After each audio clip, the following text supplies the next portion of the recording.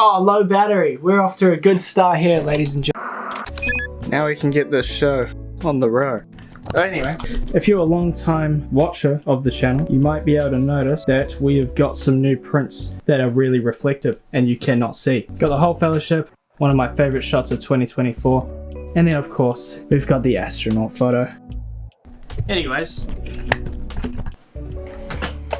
Happy New Year everybody. Hasn't been the best start of 2025 for me. My car's having a few issues at the moment. Boring! And I was hoping to take it to Hamilton's Gap to shoot a whole bunch of Star Wars figures, and I've been planning this for a good 2 months. Well, I say planning, but more thinking about it for 2 months. I went there late 2022 and you can just see it looks freaking insane.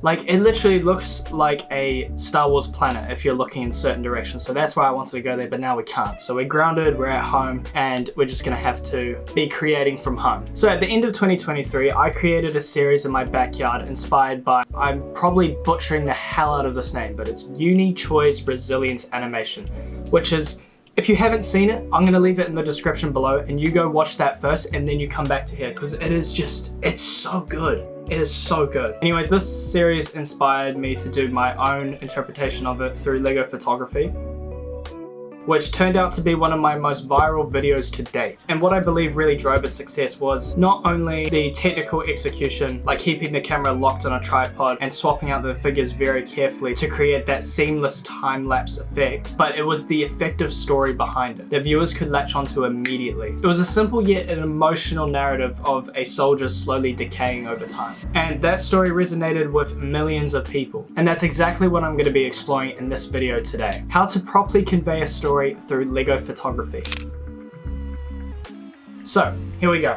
The best way to elevate your Lego photography, or just photography in general, is to provoke a unique narrative that people can instantly connect with. It doesn't need to be overly complicated, even as something as simple as a unique interaction between two iconic characters, or recreating a frame from a famous movie, something that viewers can immediately recognize as your main goal. Story is king. Without it, you just have a photograph, and maybe a cool figure, and it's a beautiful frame, but that's where it ends. To truly elevate your photographs, you want to push the story further. Yes, this character's in this place, but you want to tell the viewer why. Adding a crashed Star Destroyer in the background, it sparks curiosity and gives a purpose to why the Jedi is there in the first place. To maybe search for old remaining relics, and boom, there we go, we've got a story. Just by adding a small prop like that, it just elevates a narrative that viewers can then latch onto. I'm going to be saying story and narrative and latch onto so many times in this video, and I apologize.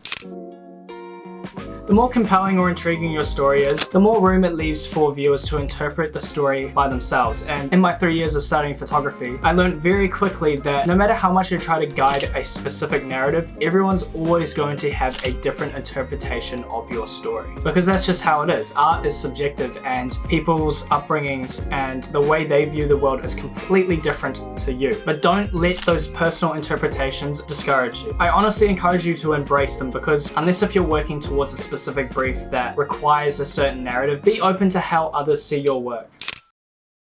So with that in mind, let's get into today's shoot. So originally I was going to be expanding off my skeleton idea, but instead using a businessman, slowly decaying with his suitcase on the street. But after looking at the figure himself and the idea of him decaying on the street, seemed really morbid and dark, so we're just gonna stick to a Star Wars theme today. So in episode 2 of the Kenobi series, we see a 501st Trooper begging for credits, and a couple of weeks ago I saw someone create a mock figure of this guy, and I own one of the hair pieces that this guy was using and a 501st Trooper, so there we go. There we have our start. Then I collected a different variety of arm pieces, torso, and heads, showing the different stages of decomposition, and then collecting a plethora of different awesome Star Wars characters, and we were ready to build the scene and take the photo. So right off the bat, before I even start, I already know the story that I'm gonna be conveying. A slow journey of a 501st Trooper who's slowly decaying on the street after being discharged from the military and basically left to survive on the streets. Now the setup was pretty straightforward. Just went into the garage and set up a broken stone tile, placing a creator building with a Star Wars battle set and a black background.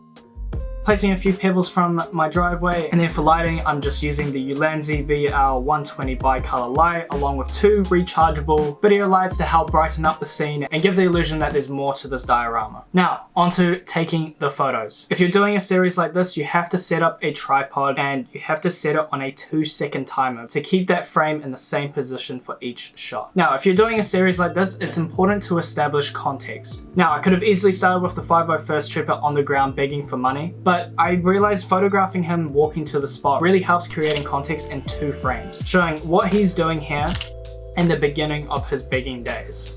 Next, I wanted to immediately create a wholesome narrative of a young boy giving the 501st Trooper some spare tokens, with the 501st Trooper actually turning his head to acknowledge him, which is the only time he does that during this series. I even had the boy looking over at the 501st Trooper in this frame here, to show that these 2 interactions take place within minutes of themselves. If you can have 2 characters acknowledging or interacting with each other in a way that fits the narrative, it literally unlocks another level to your storytelling abilities. The next scene shows 2 Imperial guards just standing at the gate, not paying too much mind to the 501st Trooper. Now, I made a small adjustment to his helmet here by having it the right side up, hiding his credit earnings from the Imperial guards and the fear that they might take them. You see, it really is about the small things, because although many viewers might not pick up on it at first, small details like this can really enrich your story, and this small change really makes it feel like he's very distrusting of other people around him, which is then giving your characters characteristic qualities. I hope that makes sense. Does this video make sense? I feel like I'm rambling a bit.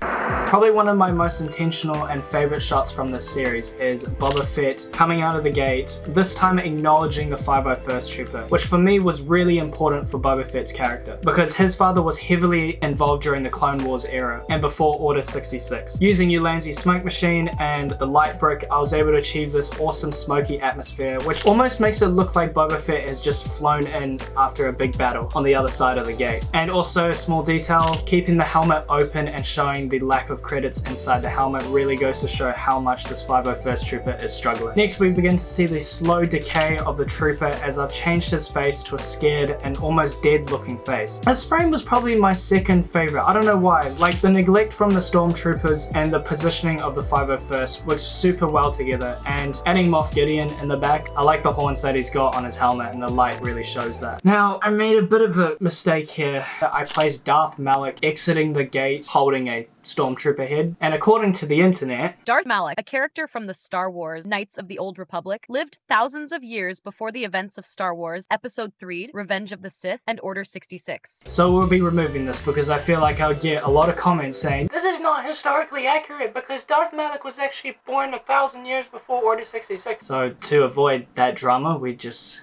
gonna remove that. Now this is where it gets a little bit complicated with my story, because the next frame was the Stormtroopers acknowledging his skeleton, and if you remove that image of Darth Malak, then it looks like the Stormtroopers are walking and then they turn to look at him and just immediately a skeleton. So I don't know how I'm gonna play this one off yet, but the color grade actually kind of helps in the sense that one looks at night, one looks at day, so maybe I have to get a few opinions on that to see if this works. Then we move on to the final image, which I think is most impactful and wraps everything up. Now it's the 501st Trooper as a full skeleton, but who is meeting him there? The once young boy who gave him credits at the start. Now listen up, this is the most important part of your story. It might seem obvious, but a ending that makes sense. I could have easily left this last photo to show the skeleton 501st Trooper just laying down and that be it. But by having the boy now visit him as a young man, not only shows the passage of time, but an emotional realization that this boy was expecting to see the Trooper alive. And for me, it just ties up everything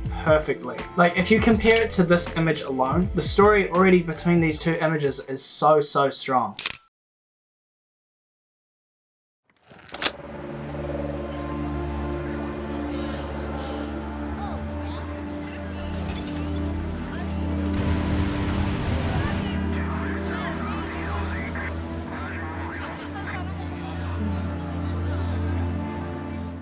So yeah, that was my little ramble on the importance of storytelling and how to convey a story.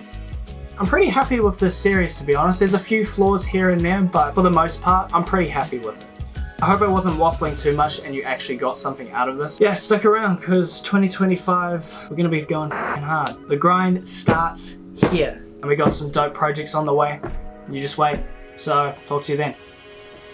Bye.